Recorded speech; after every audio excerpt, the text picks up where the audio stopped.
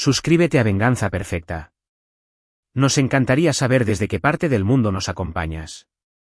Cuéntanos en los comentarios. Ahora, sumerjámonos en la historia de hoy. Marco Leal estaba en su oficina del centro revisando los planos del proyecto de desarrollo Ribera Esmeralda que había consumido los últimos 8 meses de su vida. Como arquitecto paisajista, había construido su reputación creando espacios donde las familias pudieran prosperar. Parques con rincones de lectura ocultos, áreas de juego diseñadas para la aventura, huertos comunitarios que unían a los vecinos. No se le escapaba la ironía de que, mientras él diseñaba la felicidad para extraños, su propia familia se había convertido en una fachada cuidadosamente construida. Su teléfono vibró, otro mensaje de su suegra, Marta Beltrán, sobre los arreglos para la cena de Navidad. Lo leyó por encima. El habitual comentario pasivo-agresivo sobre su horario de trabajo, críticas apenas veladas sobre su dedicación a Tomás, su hijo de 7 años. Marco lo borró sin responder. Marta había perfeccionado el arte de hacer que cada comunicación se sintiera como una acusación. Trabajando hasta tarde otra vez, Daniel Vega apareció en la puerta. Socio de negocios y amigo más cercano de Marco desde la universidad, Daniel tenía la sonrisa fácil de alguien que nunca había tenido que dudar de la confianza, algo que Marco envidiaba últimamente. Solo terminando estos diseños, la Fundación Ponce los quiere para el lunes. Daniel se apoyó en el marco de la puerta, estudiando a Marco con preocupación. ¿Has estado diferente estos últimos meses? Más callado. Patricia te está molestando por las horas. Marco consideró mentir, pero luego decidió no hacerlo. Es más complicado que eso. El matrimonio siempre lo es. ¿Quieres tomar una cerveza y hablar de ello? Lo dejamos para después. Necesito llegar a casa antes de que Patricia acueste a Tomás. Apenas lo he visto esta semana. La verdad era más oscura de lo que Marco quería admitir en voz alta. Durante los últimos 3 meses, había notado cambios en Tomás. Un niño que antes lo recibía con abrazos voladores ahora se sobresaltaba con movimientos bruscos. Su hijo se había adelgazado, su ropa le quedaba holgada en su pequeño cuerpo. Cuando Marco le preguntó a Patricia al respecto, ella lo ignoró, afirmando que Tomás era un comensal quisquilloso que pasaba por una fase. Pero las fases no dejaban ojeras bajo los ojos de un niño ni lo hacían esconder comida en su mochila. Marco había comenzado a documentar todo hacía 2 meses. La despensa cerrada con llave que descubrió, el tamaño de las porciones que Patricia le servía a Tomás en las comidas. La forma en que Marta aparecía sin avisar y enviaba a Tomás a su habitación durante horas. Había instalado cámaras ocultas en las áreas comunes de su hermosa casa en Polanco, diciéndole a Patricia que era por seguridad después de un robo en el vecindario. Ella le creyó. Lo que las cámaras revelaron le heló la sangre a Marco. Llegó a casa a las 7:30 y encontró la casa a oscuras, excepto por la luz de la cocina.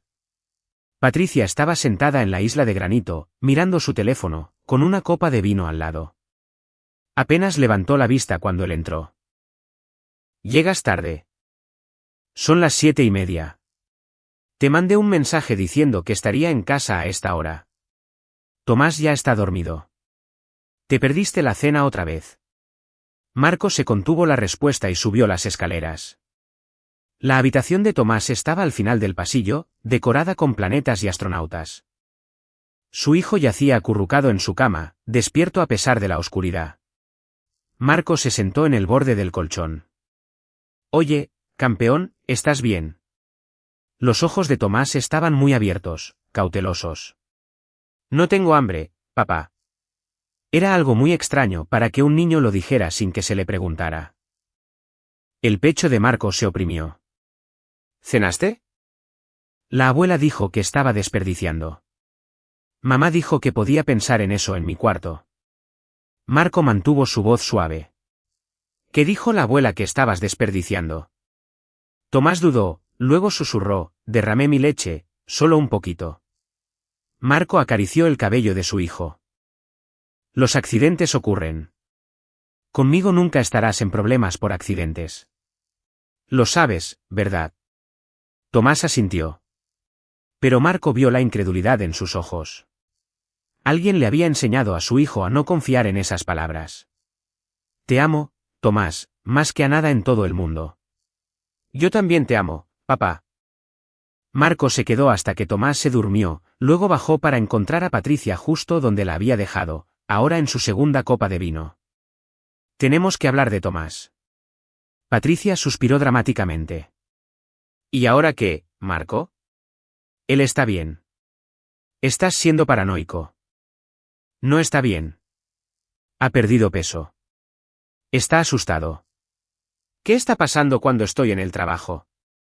Oh, así que ahora soy una mala madre. ¿Es eso lo que estás diciendo? La voz de Patricia se elevó, aguda y defensiva, de la manera que Marco había aprendido que precedía a sus mejores actuaciones.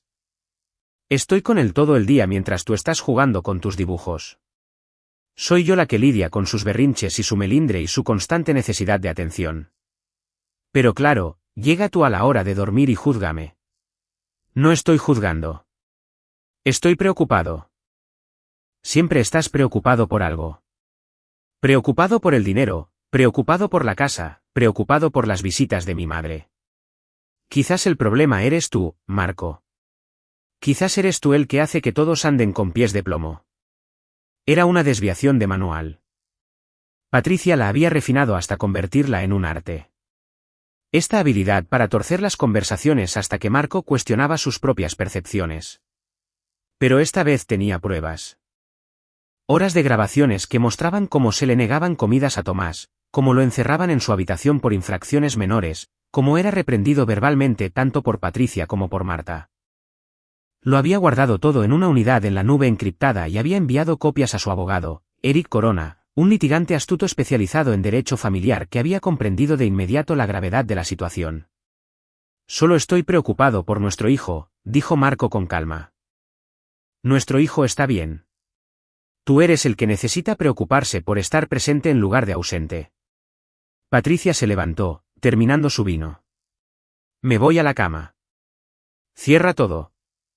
Lo dejó de pie en la cocina y Marco sintió el peso familiar del aislamiento. Esta casa, que se suponía que era un hogar, se había convertido en una prisión, y Tomás era el que cumplía la condena.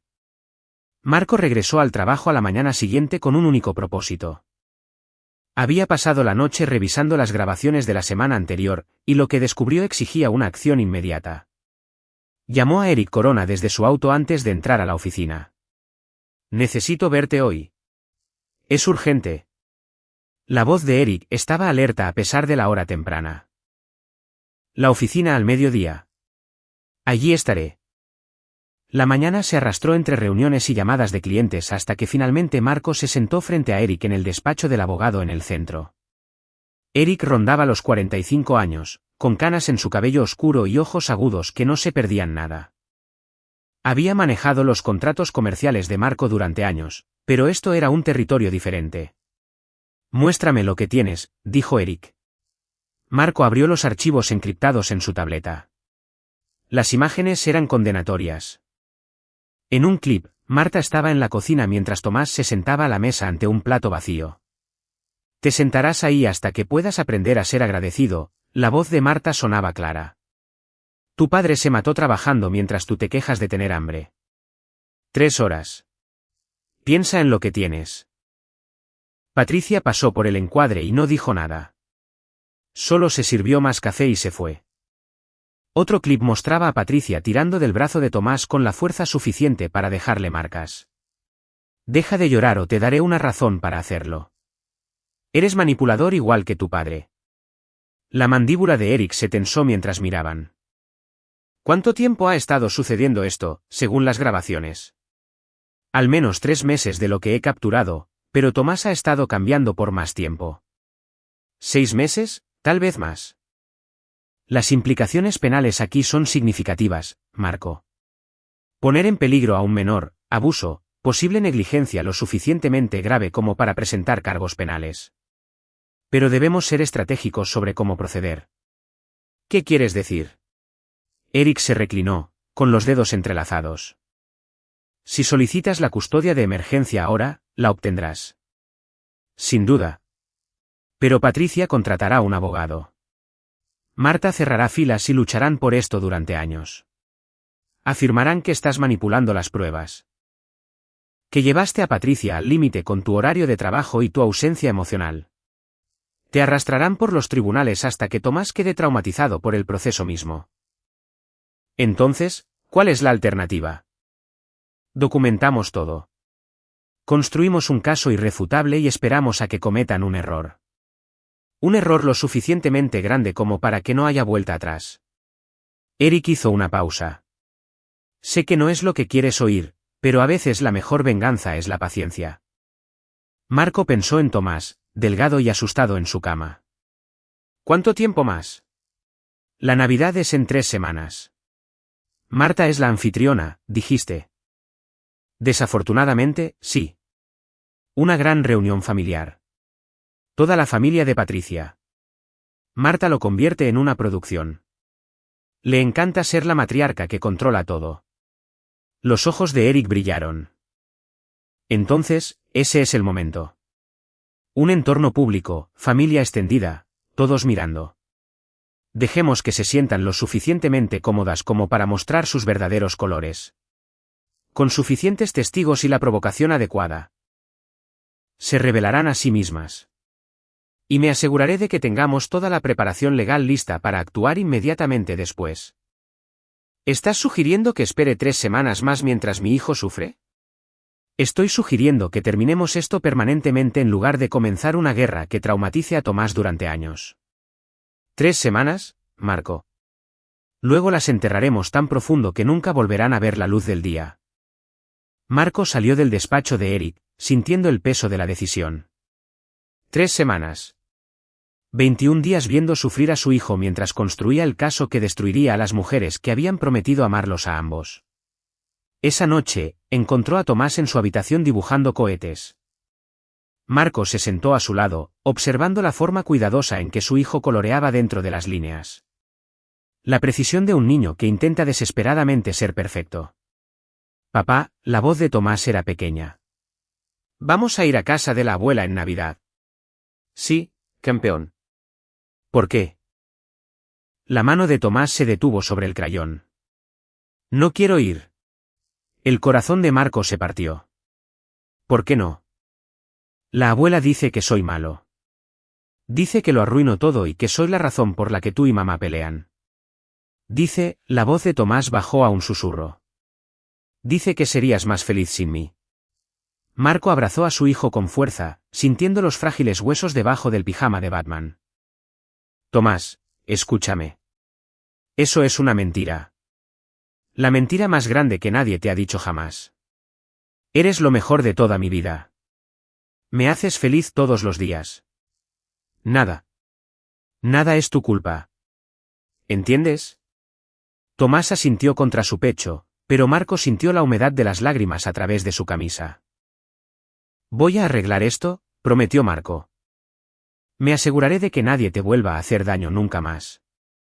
Las siguientes 2 semanas pasaron en una cuidadosa documentación. Marco instaló cámaras adicionales, grabó llamadas telefónicas con el permiso de Patricia bajo el pretexto de protegerse contra la responsabilidad legal de su negocio. Observó cómo el trato de Marta y Patricia hacia Tomás se deterioraba aún más. Una noche, llegó a casa temprano y encontró a Tomás encerrado en el garaje. Hacían 4 grados afuera y su hijo estaba sentado en el suelo de concreto con una camiseta delgada, temblando. Por Dios santo. Marco abrió la puerta y envolvió a Tomás en su abrigo. ¿Cuánto tiempo has estado aquí afuera? No lo sé. Desde después de la escuela, creo. Marco llevó a su hijo adentro, donde encontró a Patricia y Marta sentadas en la sala viendo la televisión con copas de vino. ¿Por qué estaba Tomás encerrado en el garaje? Patricia ni siquiera apartó la vista de la pantalla. Necesitaba un tiempo fuera. Hacen 4 grados ahí fuera. Está bien, Marco. Deja de ser tan dramático. Marta finalmente se giró, con una expresión cargada de condescendencia. Mimas demasiado a ese niño. No es de extrañar que sea tan débil. Cuando Patricia tenía su edad, la enviaba afuera durante horas y salió perfectamente bien. Marco miró a Patricia, frágil, enojada, cruel Patricia, y pensó que tal vez no había salido tan bien después de todo. Pero no dijo nada, solo llevó a Tomás arriba, le preparó un baño caliente y le hizo un chocolate. A medida que se acercaba la Navidad, Marco notó nuevos patrones inquietantes. Patricia había comenzado a pasar más tiempo en su teléfono, enviando mensajes de texto a alguien y sonriendo de una manera en que nunca le sonreía a Marco. Había llegado tarde a casa 2 veces, alegando que tenía recados, pero oliendo a una colonia cara que no era la de Marco. El 20 de diciembre, Marco hizo algo que había estado evitando. Revisó el historial de ubicaciones de Patricia. Ella tenía un iPhone y siempre habían compartido su ubicación por seguridad. El patrón era claro. Todos los martes y jueves por la tarde, conducía a la misma dirección en Santa Fe, un edificio de condominios de lujo. Marco buscó la dirección en una base de datos de propiedades. El departamento pertenecía a alguien llamado Simón Cienfuegos. Una rápida búsqueda en redes sociales reveló a Simón, de 45 años, canoso, fundador de una startup de tecnología que acababa de salir a bolsa. Su patrimonio neto era de cientos de millones de pesos. Y allí, entre las fotos de fiestas en yates y viajes de esquí, había una foto reciente de Simón con el brazo alrededor de Patricia en lo que parecía una gala de caridad. El pie de foto decía, "Noche increíble con gente increíble". Las piezas encajaron. Patricia no solo era cruel. Estaba planeando una estrategia de salida. Quería que el hijo de Marco estuviera lo suficientemente dañado como para obtener la custodia total. Quería que Marco fuera pintado como el padre negligente para poder llevarse la mitad de todo lo que él había construido y marcharse limpia para empezar de nuevo con Simón. Marta la estaba ayudando a hacerlo. Marco llamó a Eric de inmediato. Encontré el motivo. Patricia está teniendo una aventura con un director ejecutivo de tecnología llamado Simón Cienfuegos. Está planeando dejarme, pero necesita la custodia y los bienes. Por eso está destruyendo a Tomás para construir un caso en mi contra. ¿Puedes probar la aventura? Tengo los datos de su ubicación que muestran visitas repetidas a su condominio.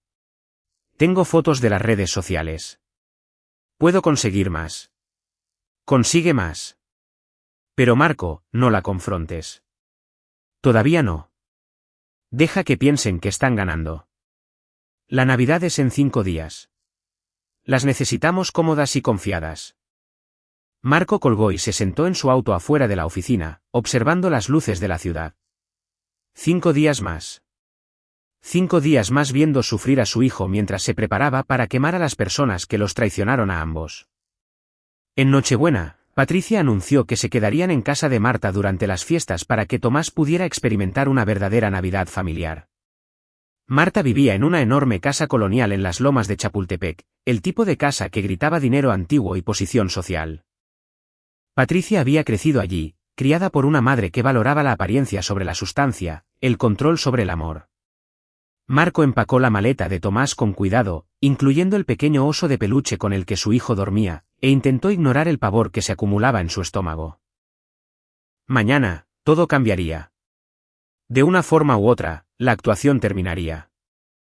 Esa noche, Tomás se metió en la cama con Marco, algo que Patricia había prohibido durante años. Papá, tengo miedo de mañana. Marco abrazó a su hijo con fuerza.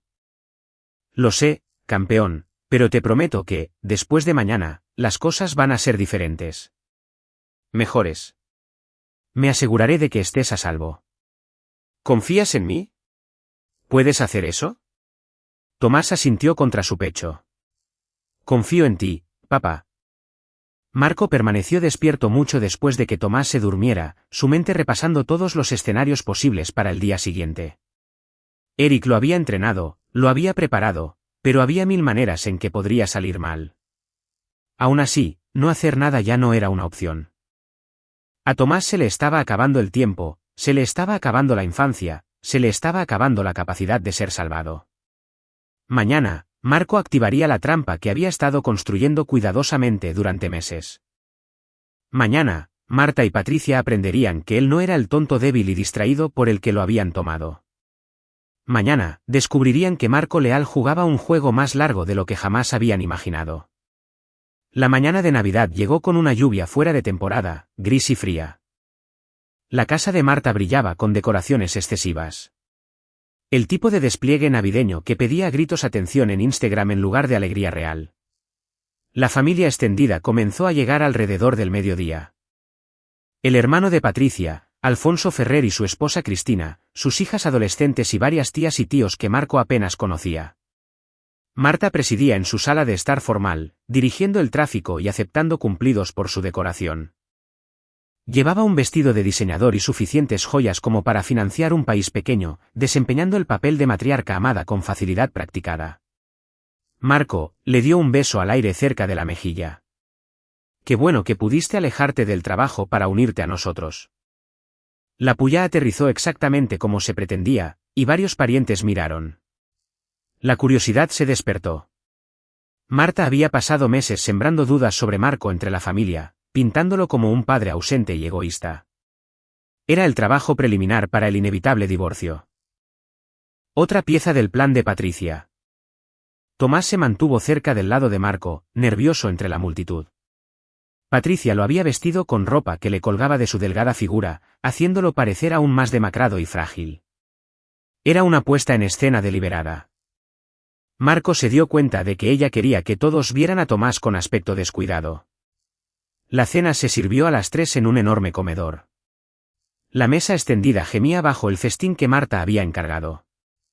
Marco terminó sentado entre Alfonso y una tía anciana que había conocido una vez antes. Patricia se sentó en el extremo opuesto con Tomás a su lado, posicionado donde Marco no podía intervenir fácilmente. La comida transcurrió con una conversación forzada y una alegría fingida. Marco observó a Tomás mover la comida en su plato, vio a Patricia inclinarse y susurrarle algo cortante que hizo que su hijo se estremeciera. Las manos de Marco se apretaron sobre su tenedor, pero se obligó a esperar. Todavía no. Llegó el postre. Pasteles y tartas elaborados que Marta hizo un espectáculo de servir personalmente. Se movía alrededor de la mesa con una gracia exagerada, aceptando elogios, deleitándose con la atención. Luego, como si fuera una señal, la voz de Marta sonó de repente, aguda y acusadora, silenciando toda conversación. ¿Por qué tu hijo le está diciendo a todo el mundo que lo matamos de hambre desde hace 3 semanas? La habitación se congeló. Todos los ojos se volvieron hacia Marco. Sintió el peso de sus miradas, el juicio instantáneo, la fascinación horrorizada. Este era el momento que Patricia y Marta habían estado esperando, la acusación pública que consolidaría a Marco como el villano en su narrativa. Marco dejó su tenedor con una calma deliberada. ¿De qué estás hablando? Me acabo de enterar hoy. Era la verdad en cierto sentido. Solo había confirmado el alcance total de la inanición esa mañana cuando Tomás finalmente se había derrumbado y se lo había contado todo. Como Patricia y Marta habían estado restringiendo sus comidas durante semanas. Como le dijeron que era porque Marco no proporcionaba suficiente dinero para la comida.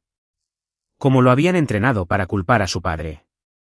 El rostro de Patricia se había puesto completamente pálido, desprovisto de todo color.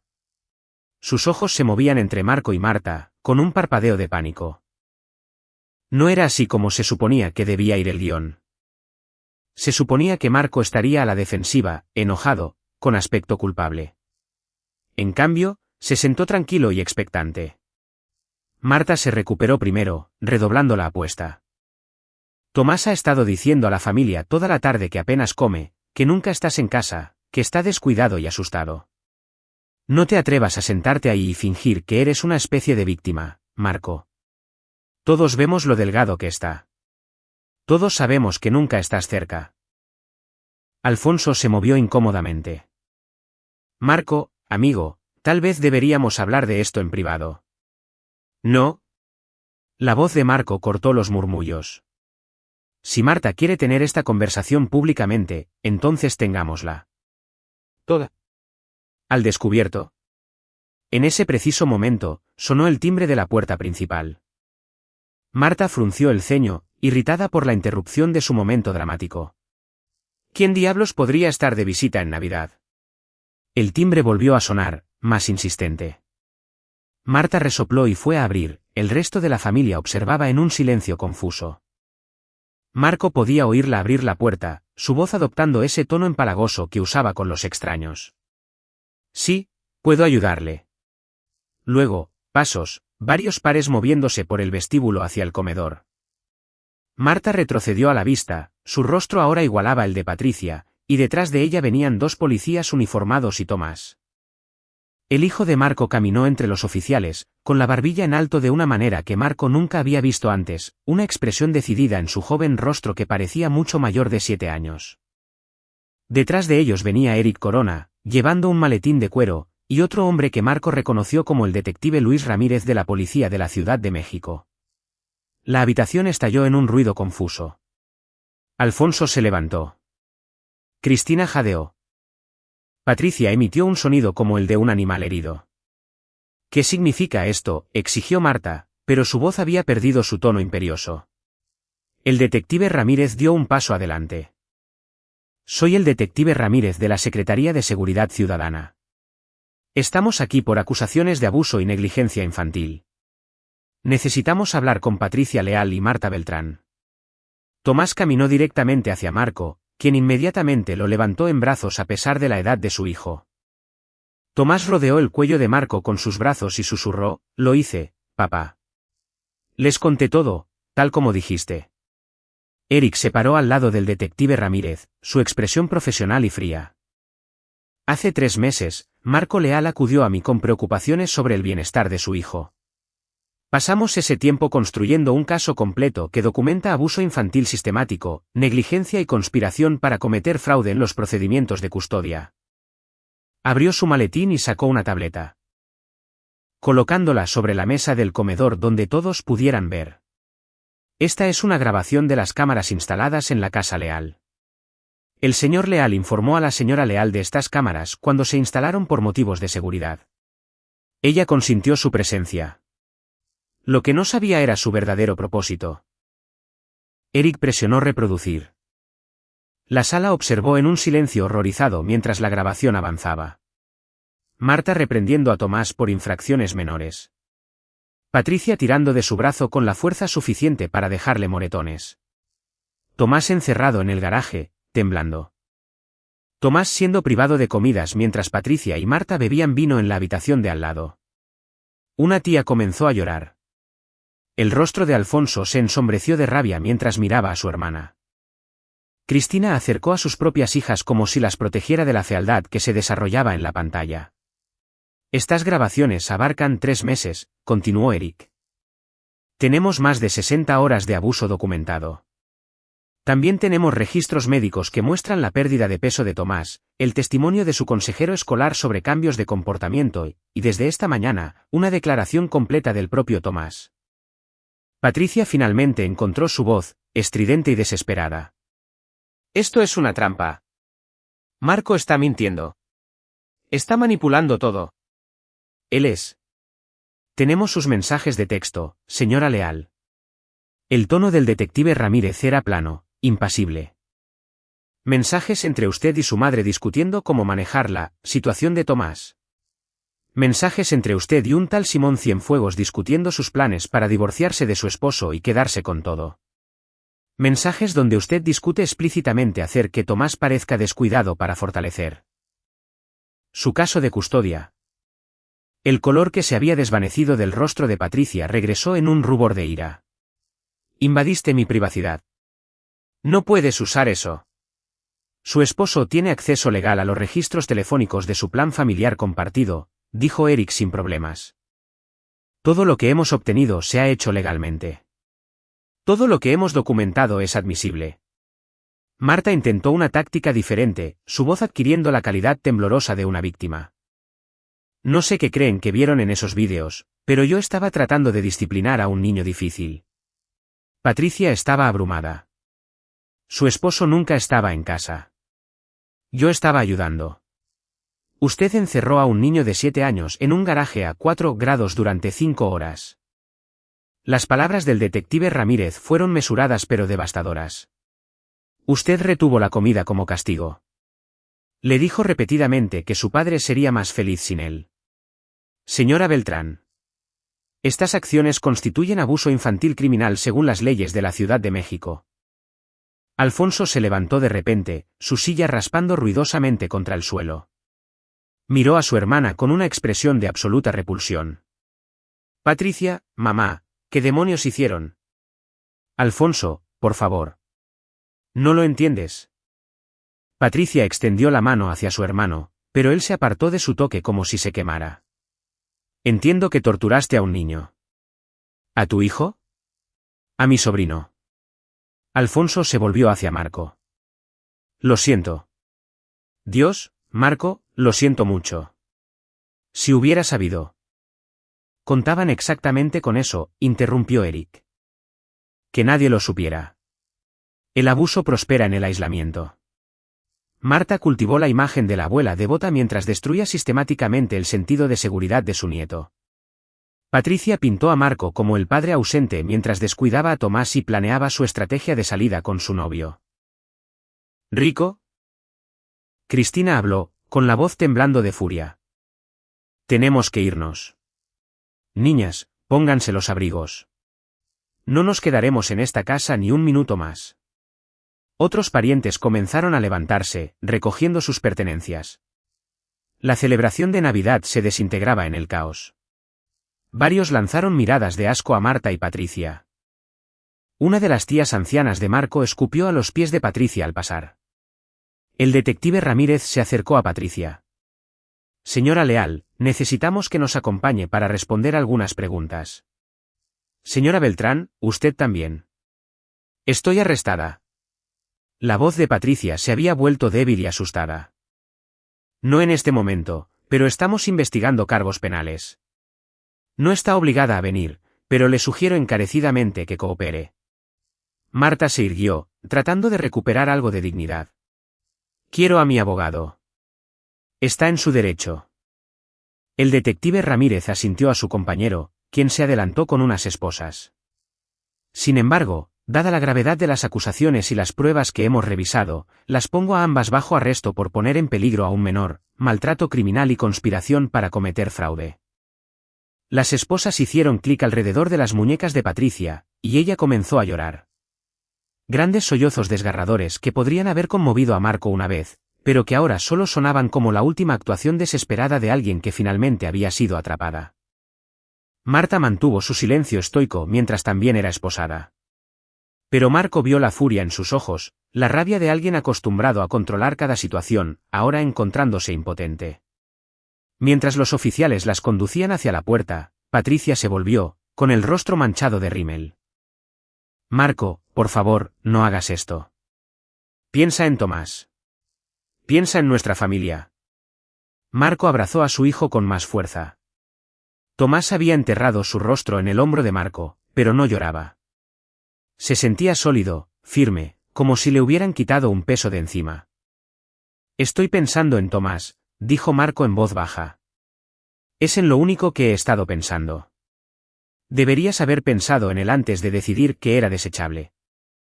La puerta se cerró detrás de ellas y la casa quedó en silencio, excepto por el susurro de los pocos parientes que quedaban recogiendo sus cosas. Alfonso se acercó a Marco, con los ojos húmedos. Debería haberlo visto.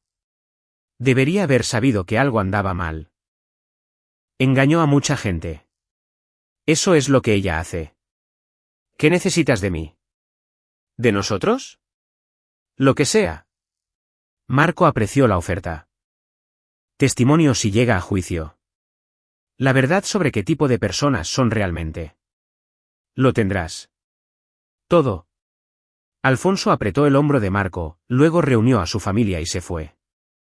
Eric esperó hasta que la casa se vació, luego se sentó frente a Marco en la impecable sala de estar de Marta que ahora parecía una escena del crimen. Eso fue mejor de lo esperado. ¿Qué pasa ahora? Ahora la policía investiga, construye su caso. El fiscal decidirá si procesar. Pero con las pruebas que tenemos, es casi seguro. Presentarás la demanda de divorcio y la custodia total, que es esencialmente una formalidad en este punto. Patricia no tiene defensa. ¿Y Marco? La expresión de Eric se agudizó. Ahora tú decides hasta dónde quieres llevar esto. Marco miró a Tomás, que finalmente se había apartado para encontrar los ojos de su padre. Su hijo parecía agotado, pero también más ligero de alguna manera, como si la confesión lo hubiera liberado. ¿Hasta dónde podemos llevarlo? Eric sonrió y no fue una expresión amable. Tan lejos como quieras. Patricia y Marta destruyeron pruebas, conspiraron para cometer fraude, abusaron de un niño, intentaron manipular los procedimientos legales. Más allá del caso penal, puedes enterrarlas en un tribunal civil. Imposición intencional de angustia emocional, acusaciones falsas. Fraude. Puedes demandar por daños y perjuicios que las dejarían en la quiebra.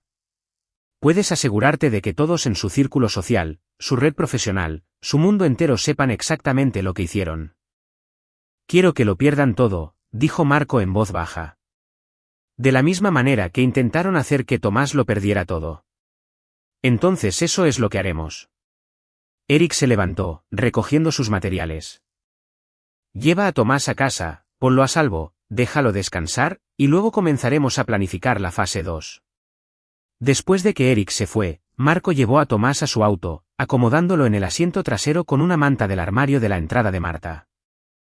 La lluvia había cesado, dejando la noche clara y fría y llena de estrellas. «Papá». La voz de Tomás era pequeña desde el asiento trasero mientras Marco arrancaba el motor. «Sí, campeón. Mamá y la abuela van a ir a la cárcel». Marco consideró su respuesta cuidadosamente. ¿Podrían? Hicieron cosas malas, y las cosas malas tienen consecuencias. Bien.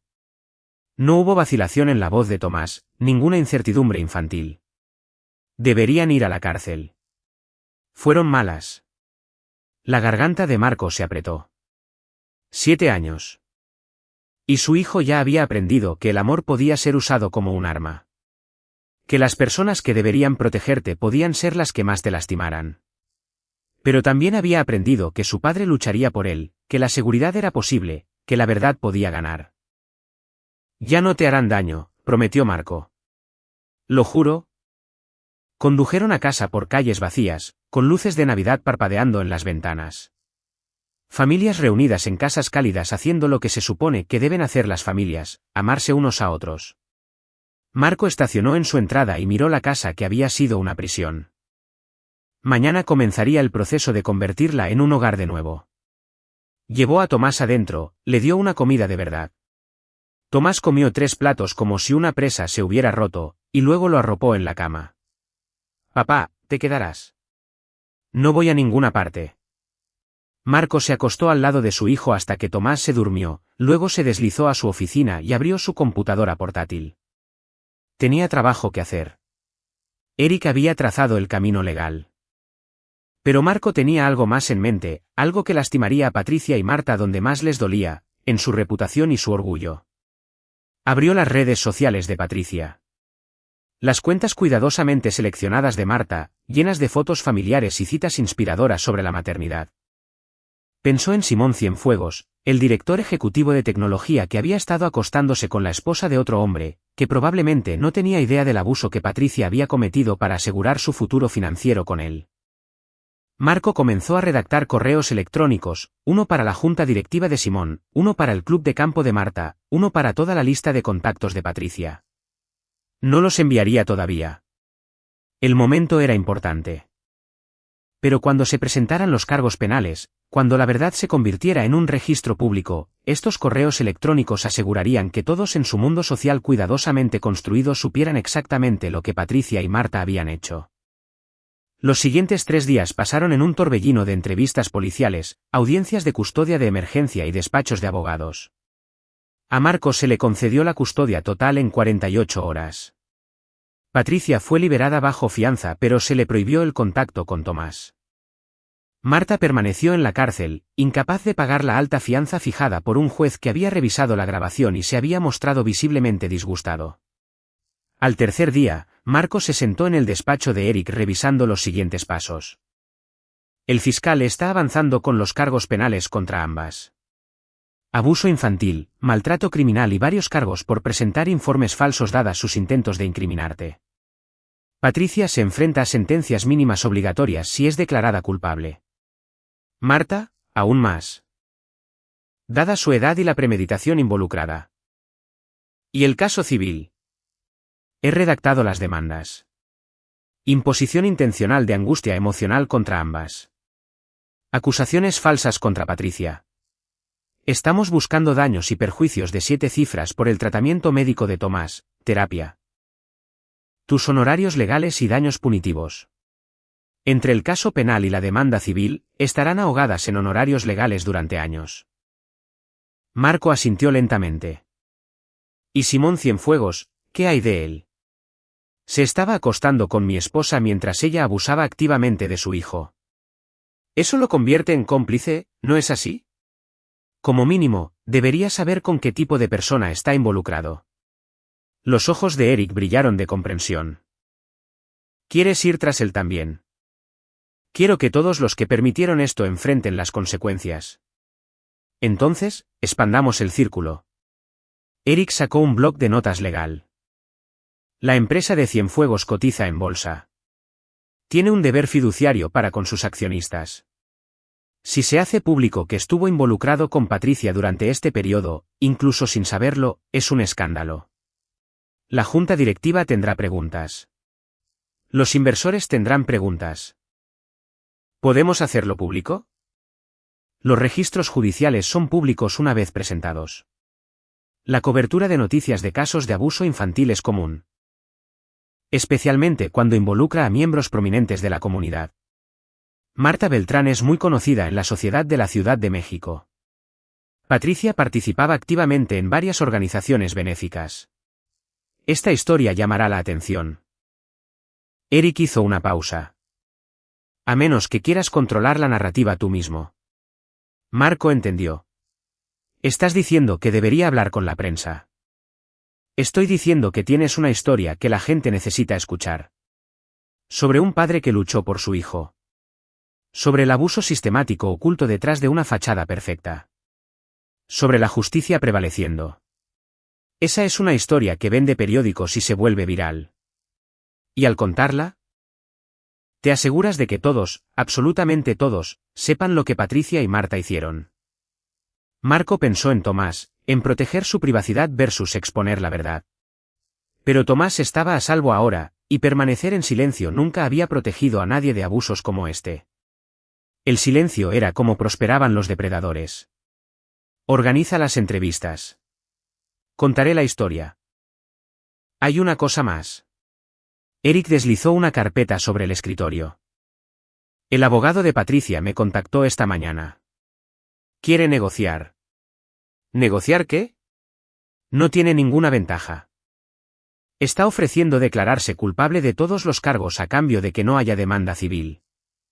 Te dará todo en el divorcio. La custodia total, la casa, las cuentas de jubilación, todo. Renunciará a todos los derechos parentales. A cambio, no persigues la demanda millonaria que la dejaría en la quiebra tanto a ella como a su madre. Marco abrió la carpeta, escaneando el acuerdo propuesto. Era una rendición en todos los frentes. Patricia perdería a Tomás, su hogar, sus bienes y cumpliría una pena de cárcel significativa, pero evitaría la aniquilación financiera completa que traería la demanda civil. ¿Cuál es tu recomendación desde un punto de vista puramente financiero? Sus activos no valen millones de todos modos. Estarías sacando sangre de una piedra. Las condenas penales las seguirán para siempre. Nunca volverán a trabajar en el cuidado de niños. La educación o cualquier puesto de confianza. Serán registradas como abusadoras de niños. Sus reputaciones están destruidas. Las conexiones sociales, cortadas. Marta morirá en la pobreza, probablemente en prisión dada su edad. Patricia saldrá de la cárcel sin nada. Eric se reclinó. La pregunta es, ¿quieres dinero o quieres venganza? Porque la venganza, resulta, no requiere dejarlas en la quiebra. Ya están rotas. Marco pensó en lo que realmente quería, no dinero. Tenía su negocio, su habilidad, su capacidad para reconstruir. Lo que quería era a Tomás a salvo, las personas que lo lastimaron castigadas y la certeza de que nunca podrían volver a lastimar a nadie más. Contraoferta, dijo Marco. Patricia se declara culpable de todo. Admisión total de culpabilidad en el registro. Renuncia a todos los derechos parentales de forma permanente. Ella y Marta se someten a entrevistas con las noticias locales explicando exactamente qué hicieron y por qué. Confesión completa, humillación pública. Sin rodeos. Si hacen eso, no presentaré la demanda civil.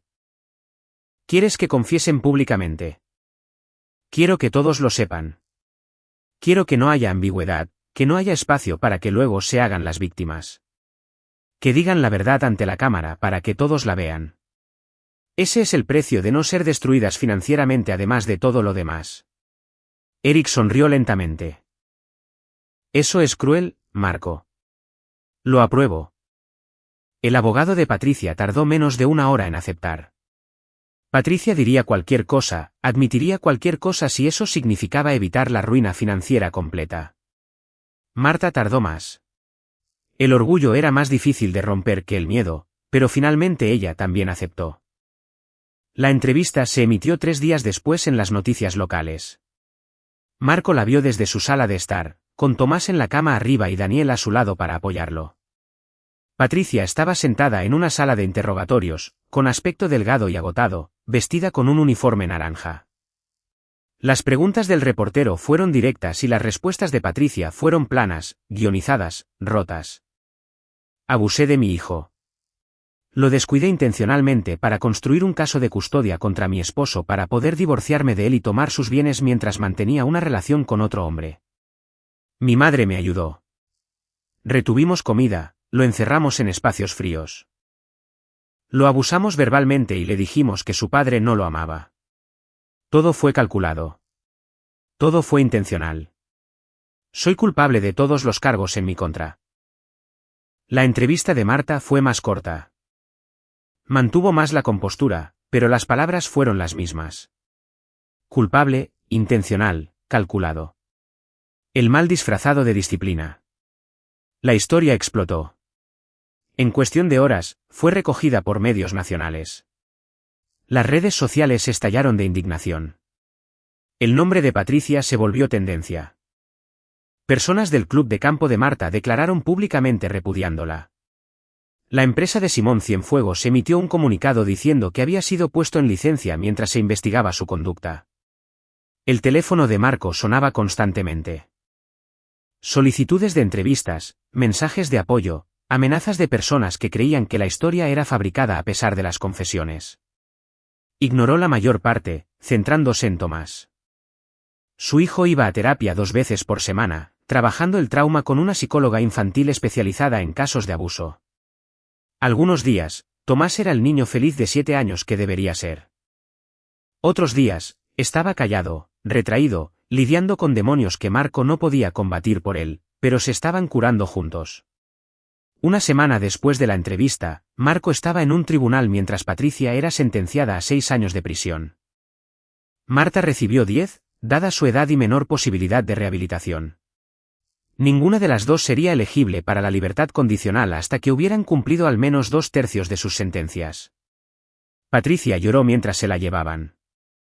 Marta permaneció en silencio, digna incluso en la derrota, negándose a darle a nadie la satisfacción de verla quebrarse. Marco no sintió nada al verlas irse. Ni satisfacción, ni ira, solo una tranquila certeza de que se había hecho justicia. La demanda civil que Marco había amenazado nunca se materializó. Él había tomado su decisión, pero el universo, al parecer, tenía sus propias ideas sobre la justicia. La junta directiva de Simón Cienfuegos lo obligó a renunciar después de que la aventura se hiciera pública. Su reputación nunca se recuperó. Los amigos y la familia de Patricia la repudiaron. El imperio social cuidadosamente construido de Marta se derrumbó. Su nombre se convirtió en sinónimo de abuso infantil en los círculos de la Ciudad de México. 3 meses después de esa Navidad, Marco se sentó en el consultorio de la terapeuta de Tomás para una sesión familiar.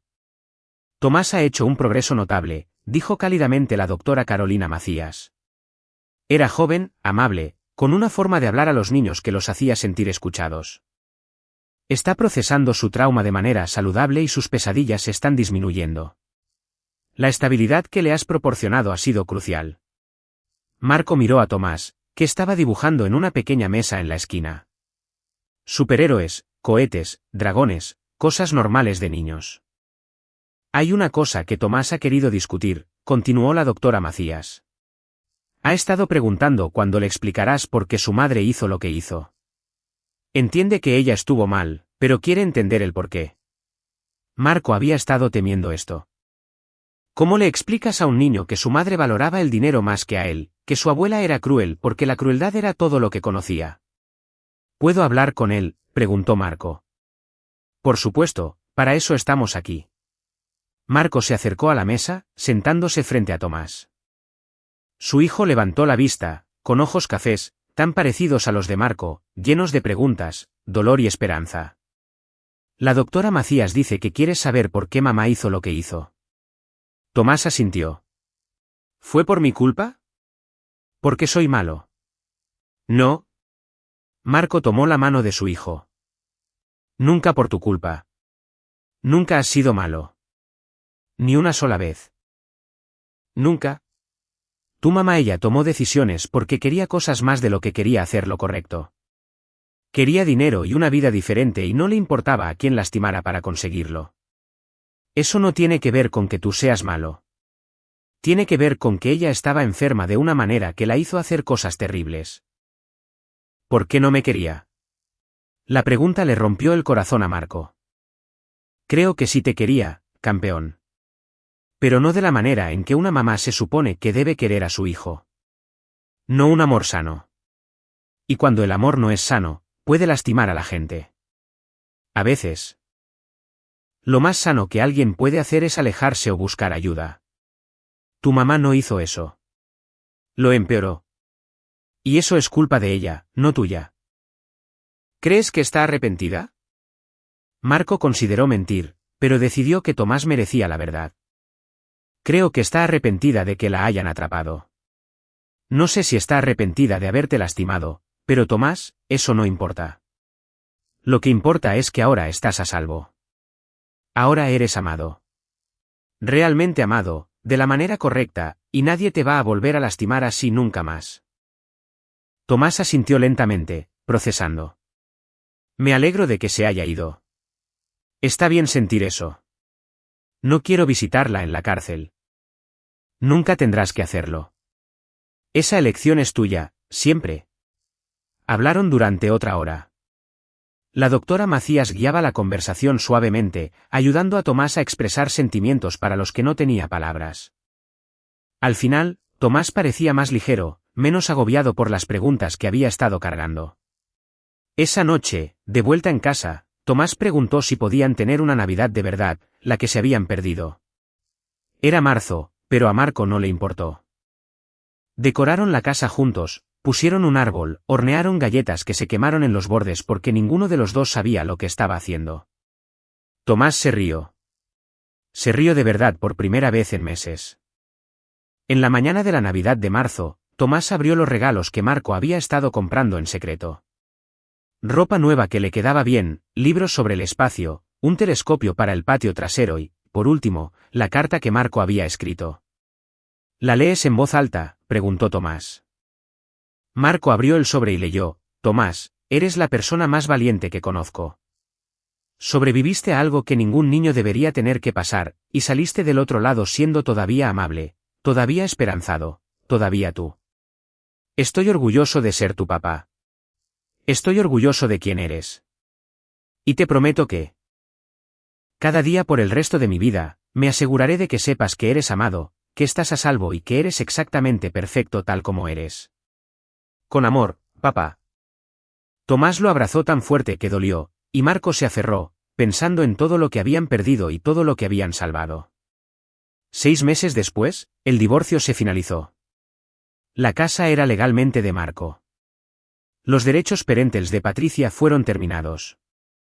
Marco tenía la custodia exclusiva, la toma de decisiones exclusiva, la responsabilidad exclusiva del niño que siempre había sido suyo.